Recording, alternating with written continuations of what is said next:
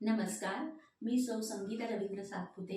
माझ्या वक्तृत्वाचा विषय आहे मराठी पातशहा एवढा छत्रपती जाहला ही सामान्य गोष्ट झाली नाही.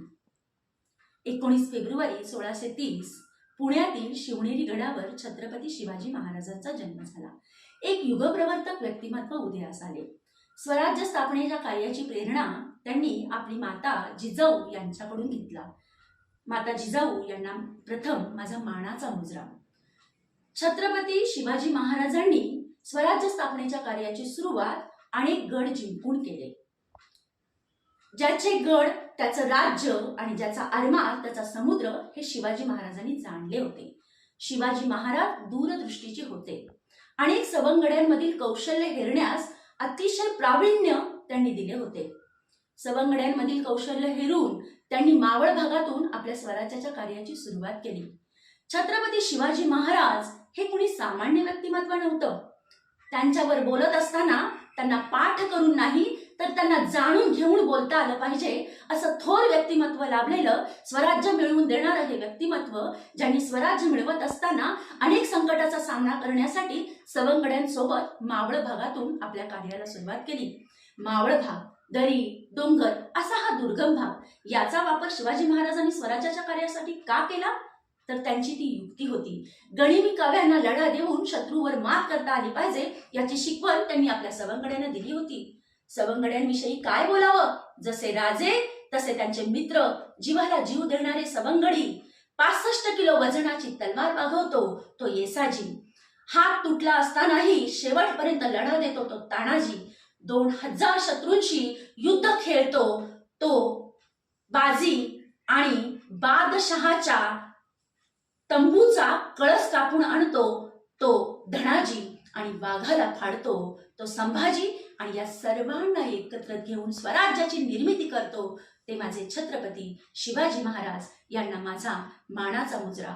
छत्रपती शिवाजी महाराजांनी अनेक गड घेत असताना अनेक संकट सामोरे गेले. या संकटांना सामोरं जात असताना प्रथम अफजल खानाचा वध आठवला तर त्यावेळेला त्यांनी लढवलेली युक्ती अशी की शत्रू कितीही प्रबळ असला तरी त्याच्यावर मात करता आली पाहिजे. आणि आग्रा भेटीचा प्रसंग आठवा. आग्रा भेटीमध्ये त्यांच्यावर आखलेल्या जाळ्यामध्ये शत्रूलाच अडकवून त्यांनी आपली सुटका करून घेतलेली आहे. पुरंदरचा तहाच्या वेळेला अवघा स्वतः जवळचं किल्ले देऊन पुरंदरचा तह केला, परंतु पराभव हा शेवटपर्यंत नसतो. पुन्हा आपल्याला उभारी घेता आली पाहिजे हे आपण पुरंदरच्या तहाच्या वेळेला शिकलो.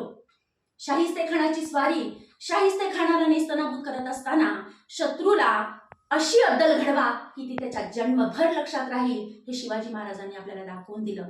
आदर्श, प्रेरणा, जिद्द, चिकाटी यातून शिवाजी महाराज घडले. सवंगड्यांना घडवलं. त्याचं एक छोटंच उदाहरण पावनखिंड चित्रपटामध्ये एक दृश्य पाहत असताना मला जाणवलेलं मी तुम्हाला इथे सांगते. छत्रपती शिवाजी महाराज जोपर्यंत गडावर पोहोचत नाही तोपर्यंत खिंड लढवण्याचं काम बाजीप्रभू देशपांडे करत होते. आणि हे करत असताना पहाटेच्या समयी एका मावळाला सर्पदंश झाला.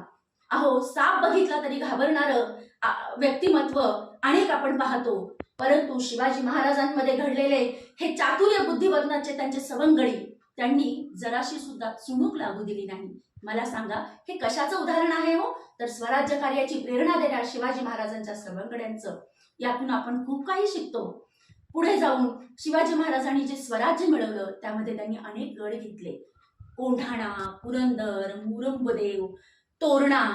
अवघ्या 16व्या वर्षी शिवाजी महाराजांनी हे गड जिंकले.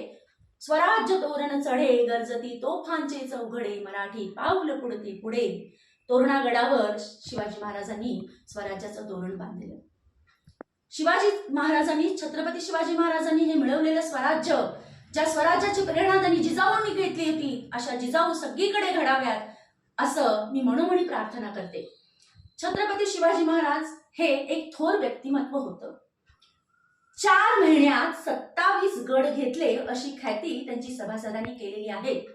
छत्रपती शिवाजी महाराजांनी हे स्वराज्य हे सहज मिळालेलं स्वराज्य नव्हतं. स्वराज्याचं रूपांतर त्यांनी सुराज्यामध्ये केलं. सुराज्यामध्ये रूपांतर करत असताना अनेक प्रसंगांना सामोरे जाणारे हे व्यक्तिमत्व एक युगप्रवर्तक व्यक्तिमत्व ठरलं. आणि ह्या युगप्रवर्तक व्यक्तिमत्वाने आपल्याला खूप काही प्रेरणा दिलेली आहे. छत्रपती शिवाजी महाराजांच्या स्वराज्यात राहत असताना आपण त्यांच्याकडून शिकण्यासारखं भरपूर काही आहे. हा छत्रपती अवघ्या 14 महिन्यात ज्यांनी 27 किल्ले घेतले ही सामान्य व्यक्ती नाही, परंतु काही पातशाह्या जे त्यांच्यावर राज्य करू पाहत होत्या त्या राजांमध्ये या राजानं त्यांच्यावर मात करून स्वराज्य जिंकले. ज्या वेळेला शिवाजी महाराजांना लुटारू समजले गेले, अनेक शत्रूंकडून त्यांना ही पदवी दिली जात होती. आपण मिळालेलं स्वराज्य हे जनतेचं राज्य आहे आणि ते सिद्ध होण्यासाठी शिवाजी महाराजांनी गागाभट्टार करून 1674 साली आपला राज्याभिषेक करून घेतला.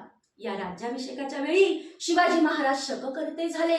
या शककर्त्यांनी आपल्या काळात 2 नाणी पाडली, तांब्याची शिवराई आणि सोन्याचा खोंड. शिवाजी महाराज शककर्ते झाले.